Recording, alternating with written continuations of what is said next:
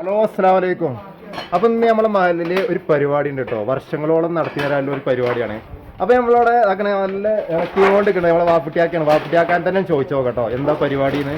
വാപ്പുട്ടിയെ ഇതെന്താണ്? നല്ല തേങ്ങാച്ചോറാണല്ലോ. നാട്ടില് എന്ത് നേർച്ചയാണ്? ഓമാന സുധാക്കളെ നേർച്ചയാണ്. അപ്പൊ അതിക്ക് എന്തൊക്കെയാ കൊടുക്കണത്? ഇത് നല്ല തേങ്ങാച്ചോറും ഇറച്ചിക്കറി ഉണ്ടാവും. നല്ല ബീഫിന്റെ കറി. ബീഫിന്റെ കറി, ഇറച്ചിക്കറി അല്ലേ? അപ്പൊ ഇതാണ് നമ്മളെ തേങ്ങാച്ചോറ്. നമ്മളവിടെ നാട്ടില് വർഷങ്ങളോളം നടത്തി വരാനുള്ള ഓമാനൂർ ശ്രോതാക്കളുടെ നേർച്ച ഉണ്ടെന്ന് നമ്മളെ നാട്ടില്. അപ്പൊ നമ്മളെ വാപ്പുട്ടിയാക്ക് തന്നെയാണ് ഇന്ന് അതിന്റെ വെപ്പ് അല്ലേ വാപ്പുട്ടിയെ?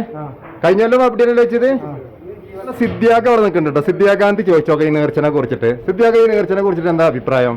എന്റെ ഓർമ്മ എനിക്ക് 61 വയസ്സായി. ഞാൻ 61 വയസ്സിൽ ഇവിടെ ഒന്ന് ഒരു 10 വയസ്സ് മുതൽ നമ്മളൊന്ന് വാങ്ങാൻ തുടങ്ങി പാടിക്കുന്നത്. ഞങ്ങൾ എസ്റ്റേറ്റിലേക്ക് റാക്കോട് എസ്റ്റേറ്റില് ഇങ്ങോട്ട് ഇറങ്ങിയിട്ട് ഇപ്പൊ 37-38 കൊല്ലം.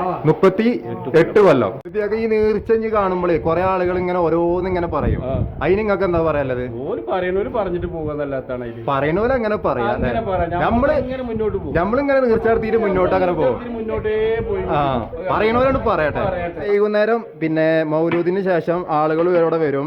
അപ്പൊ എല്ലാവർക്കും ഇത് കൊടുക്കുന്നുണ്ടോ?